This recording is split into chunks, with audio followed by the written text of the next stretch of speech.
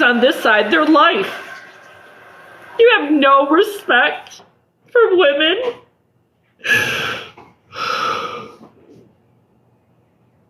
And again, this is for me nothing to do with babies.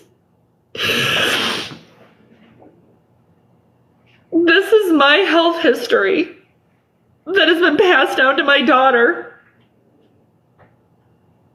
I didn't think today would come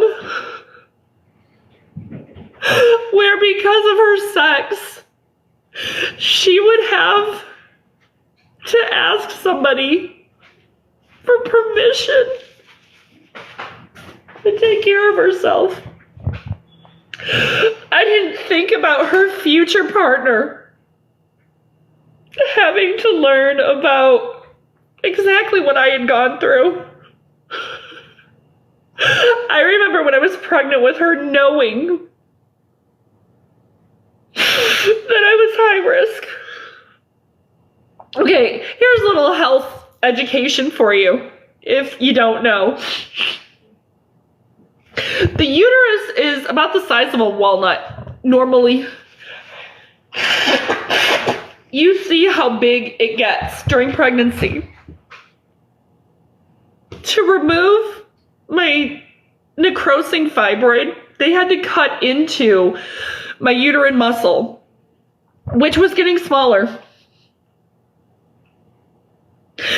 In cutting into it, it weakened the muscle. That muscle that was smaller. The reason it was so high risk for me was because as the muscle grew again to house my daughter's body in mine, that incision grew and pulled.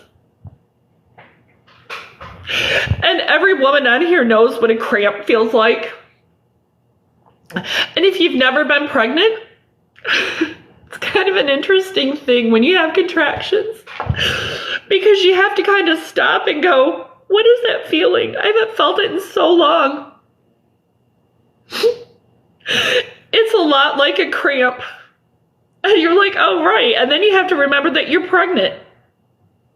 That probably shouldn't happen. I was at Target probably buying something for my son, maybe getting onesies for my daughter. And I felt it cramp.